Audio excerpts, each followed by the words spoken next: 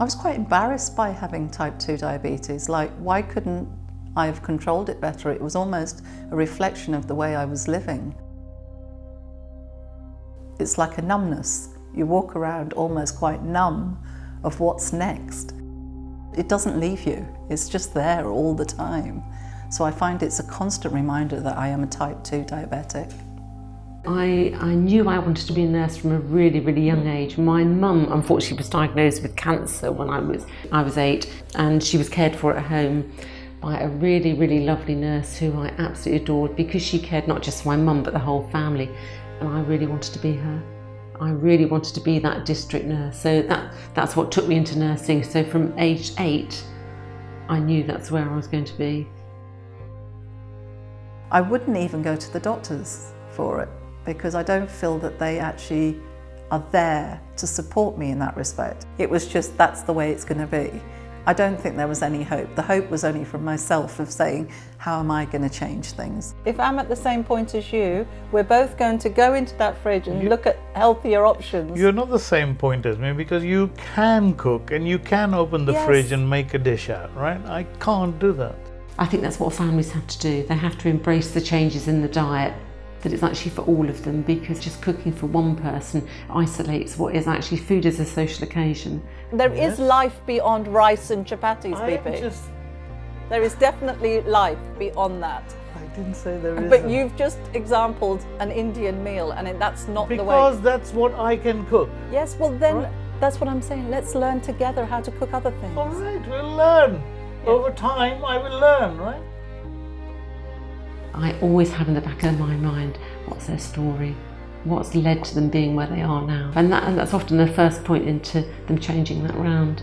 The things that I've gone through in terms of having breast cancer and having treatment, and my husband being ill, I think has been extremely hard. It was almost the last thing that took me down was the diabetes. Where your HbA1c is, it's actually relatively low on the spectrum. It's strange. Type 2 diabetic in the family has never been about us. It's always been about me. It's always been mum's got a problem with it. And the project has really helped me to identify that actually it's not about just me, it's about us.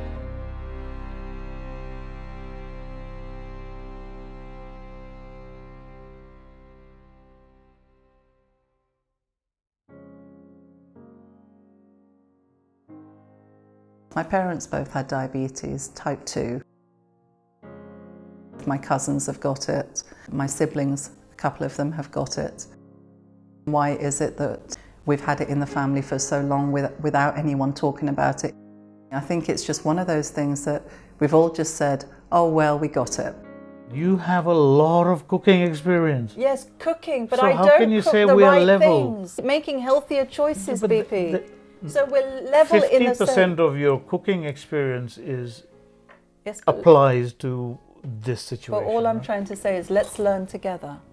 I think people underestimate how much support individuals or people with diabetes need, especially when they're making big changes really in terms of their diet. Having family members in India that haven't controlled it and watching them deteriorate over years of visiting them has made me quite aware of it. Our challenge over the years is that patients with diabetes have been given blood glucose meters and test strips, and then been ill-advised about when to monitor. I don't think I'm quite connected to what my readings show, because they're my only indicators as to how I'm doing with my diet. When it's taught in a way that patients can make sense of the results, then I think it's really helpful.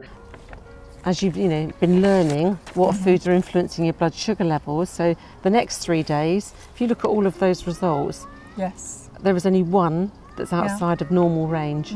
I think I should also look at a little bit of my diet to help you through this. He did actually commit himself to helping and supporting me more with maybe just cooking. I think we will get to a point with her where she'll actually be able to go out and enjoy her food, and that she feels able to have those conversations with her family and her friends to say, look, I'm doing this for me, I want to prevent the long-term complications of diabetes, and I'm doing what's right for me. Definitely at the early days, I don't think I'm nowhere near understanding my food intake and things, but I think monitoring it has really helped. I think the results are staggering. in a very short Really? space of time. Yeah. We can see a huge difference, I think, from your first 4 days to actually where we're at now. Now, yes, I think that's So made that- a huge difference. yeah. You're right. Ultimately, if this doesn't reverse BP, there is going to be nobody in the kitchen. I wish it was easier. We are still two separate individuals. I'd like us to just think about what it is we signed up to. And actually, me listen to him more.